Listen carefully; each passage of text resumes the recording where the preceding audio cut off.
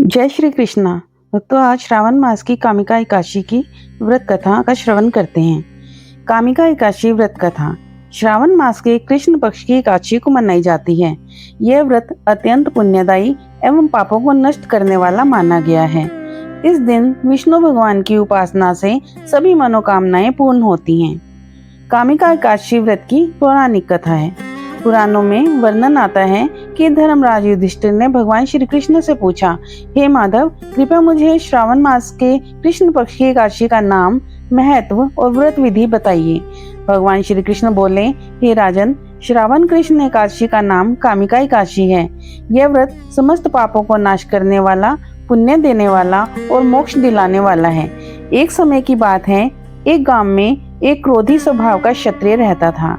किसी कारणवश उसका अपने पड़ोसी ब्राह्मण से विवाद हो गया और उसने क्रोध में आकर ब्राह्मण की हत्या कर दी।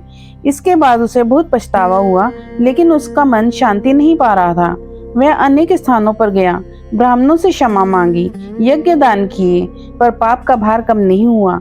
एक दिन वह एक ऋषि के पास गया और अपने पाप से मुक्ति का उपाय पूछा। ऋषि ने कहा, हे वत्स, श्रावण मास की कामिका एकादशी का व्रत करें।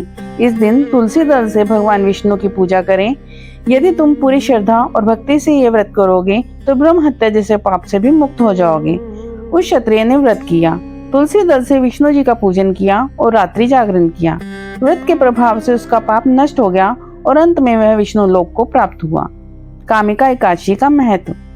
यह व्रत करने से तीर्थ स्नान, दान और यज्ञ के समान पुण्य प्राप्त होता है।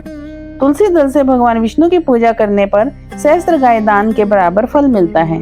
जो इस व्रत की कथा को सुनते हैं या सुनाते हैं, वो भी मोक्ष प्राप्त करते हैं। दशमी की रात्रि को सात्विक भोजन करके व्रत की तैयारी करें। एकादशी के दिन प्रातः स्नान कर संकल्प लें। श्री हरि विष्णु की पूजा करें। विशेषकर तुलसी दल, पीले फूल, धूप, दीप, फल आदि से पूजन करें। विष्णु सहस्त्र नाम या नारायण स्तोत्र का पाठ करें। दिन भर उपवास रखें और रात्रि में जागरण करें। द्वादशी के दिन ब्राह्मण को भोजन कराकर दान दें और व्रत का पालन करें। जय श्री कृष्णा। ओम नमो नारायण।